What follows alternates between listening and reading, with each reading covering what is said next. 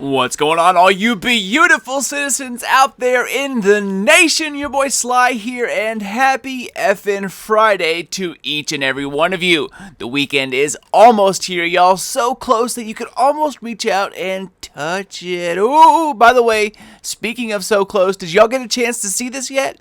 The fall DLC has a name, and this picture was leaked onto Reddit last night.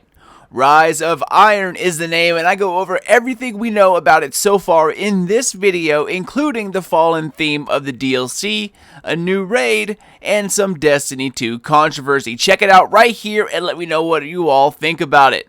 Alright, well, happy Xursday, ladies and gentlemen. Another gorgeous Friday here at the tower, and as you can already tell, Xur is definitely here, and by the cluster of peeps in their menus over that way, you can tell that he's by the speaker. So, off to the North Tower. Now, once you land at the tower, just stick to the left and head over towards the speaker. He's at the place I like to call the suicide spot. Alright, y'all. Well, Xur has been one kind bastard these past 3 weeks. Let's see if his streak continues. You guys ready? And we are back to normal. Well, not a bad week, and we do have 2 new Year 1 remakes for sale for the first time this year. These 2 gauntlets were only added into Year 2 during the April update, and one of them is pretty effing awesome. Alright, well, let's take a quick look. First up, the exotic Titan helmet, the Glass House. Next in line, we have an exotic hunter gauntlet called the Kefri Sting. Next, for the warlocks out there, my first exotic armor piece ever, the Sunbreaker gauntlets. And then for the weapon this week, we have a very underused exotic primary shotgun called Universal Remote. As for engrams, we only have one since there's a weapon this week, and that's a Legacy Year 1 chest engram. So, on to his curios. First up, we have the 2 Sparrow upgrades, the Green Emerald Coil and the Purple Void Drive.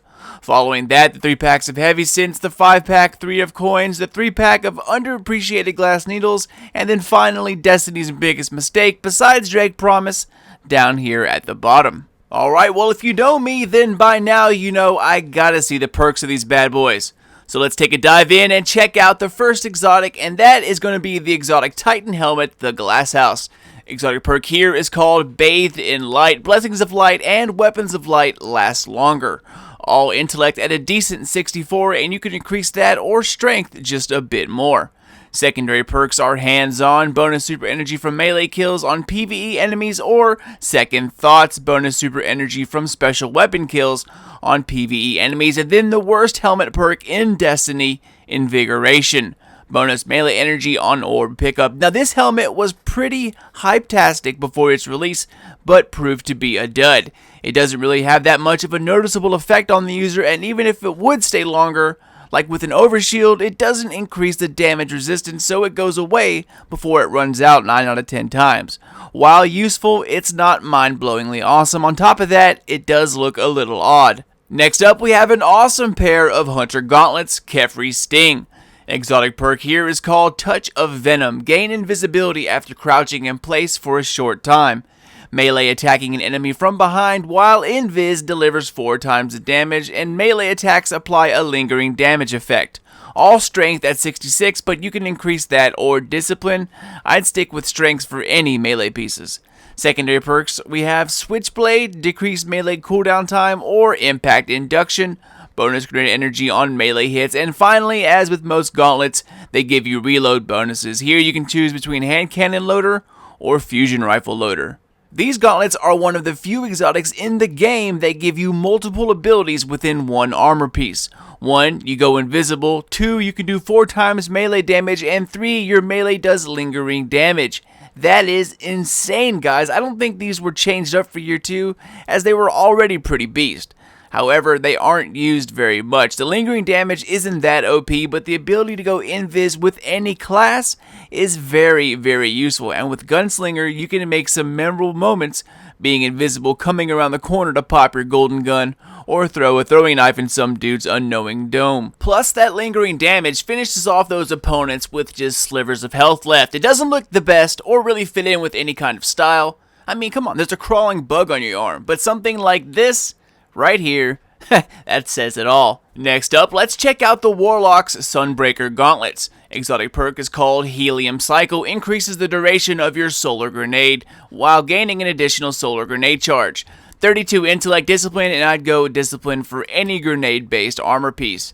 Secondary perks are energy projection, increased grenade throw distance, or impact induction, bonus grenade energy on melee hits. And then just like Kefri Sting, all gauntlets for that matter, they have reload buffs at the end. This particular set will grant you reload speed to scout rifles or extra reload speed to fusion rifles. The very first time I seen a pair of Sunbreakers, I had to have them.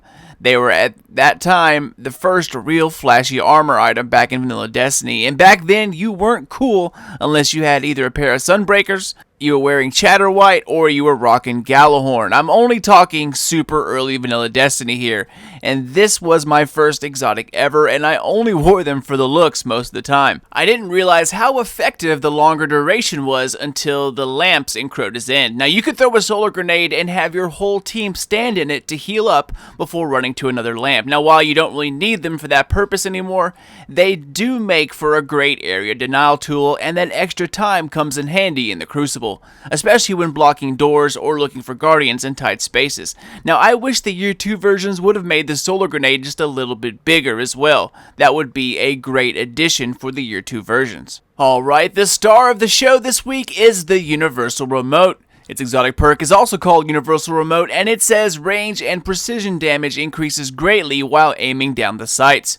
For barrel upgrades, we have Smooth Ballistics, Soft Ballistics, which grants a little more stability with a little less range, and then at the end we have CQB Ballistics, which grants most stability out of the three and with the least amount of range. I'd stick with Smooth Ballistics all the way. Secondary perks is Crowd Control.